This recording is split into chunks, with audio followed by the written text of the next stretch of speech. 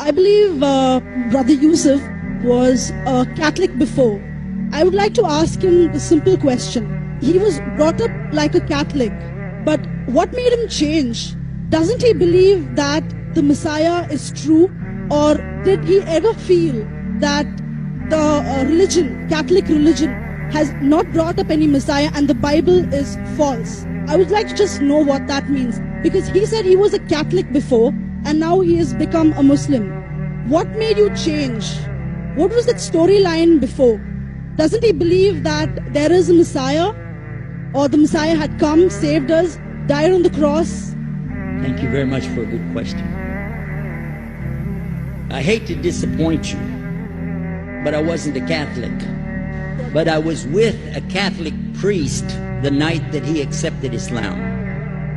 And I asked him these questions you asked me. Because after all, I was still a Christian, a preacher in Christianity, and I wanted to know why my best friend, a Catholic priest, had converted. That's a pretty weird thing. A Catholic priest is not like a regular preacher in the Protestant religion. A Catholic priest has given up everything. He's given up his life to be a Catholic priest. When he enters into this realm, he's basically given away everything. He can't have a wife, he can't have children, obviously no grandchildren. He has no home, he just lives in a rectory or wherever they give him a place to stay. And he's sent wherever they tell him to go, do whatever he's told to do, and that's it. And he cannot disobey the Pope, otherwise they can kick him out of the religion, and if they do, he's excommunicated and he goes to hell forever. So how would a person like this want to become one of those Muslim terrorists? That's what I wanted to know. He explained in a very few beautiful words something that I came to learn for myself.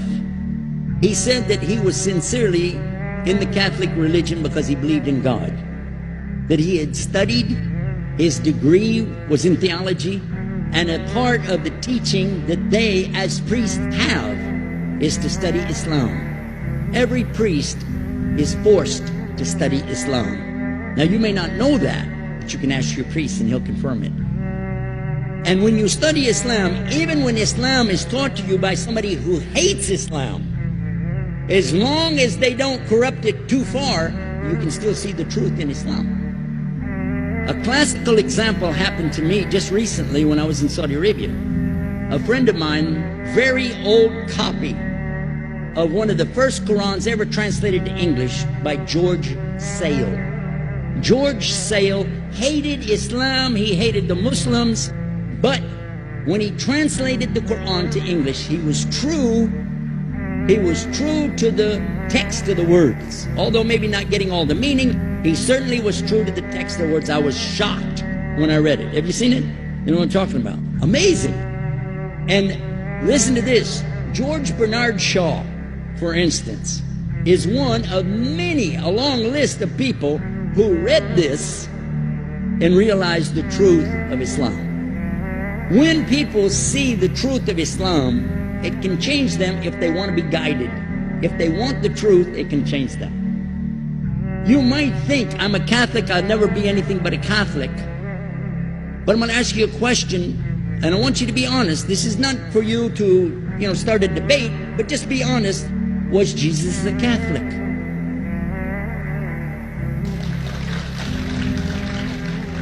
And it's not open to debate, so there's no point in opening that up, because you know and I know he wasn't.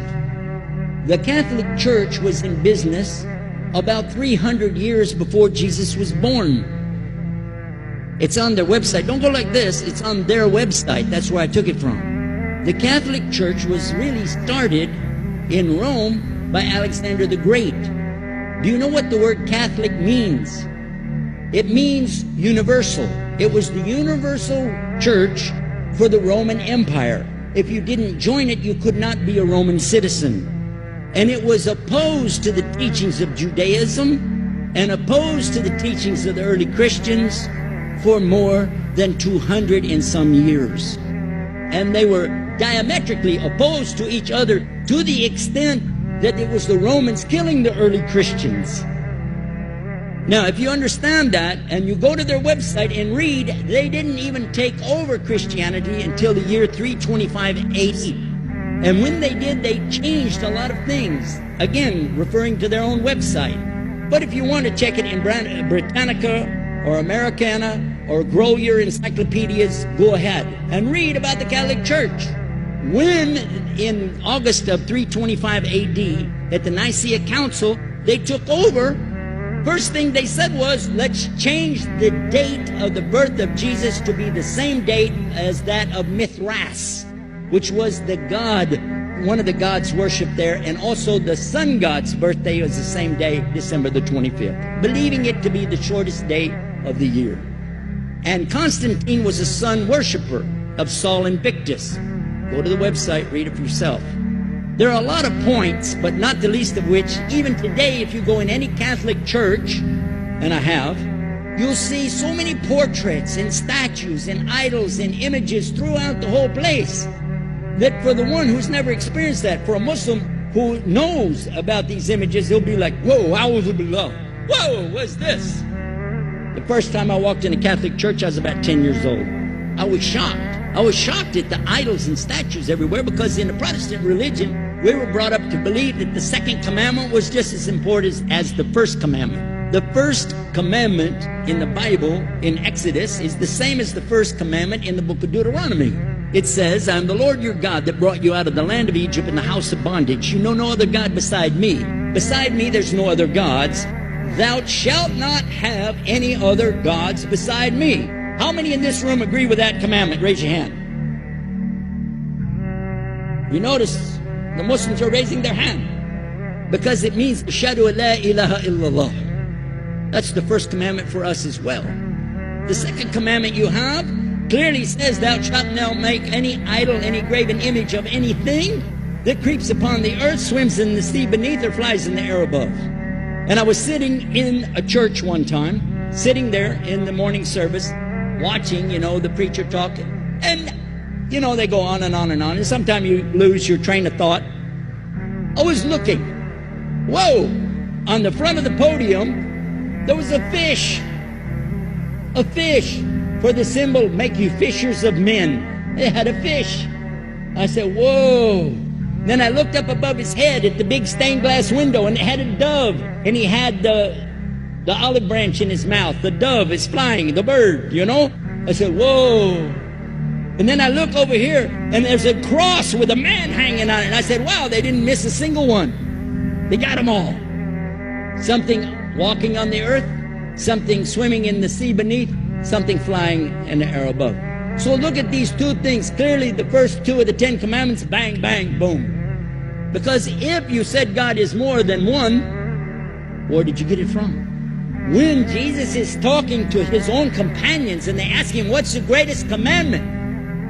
Mark 12:29. Clear.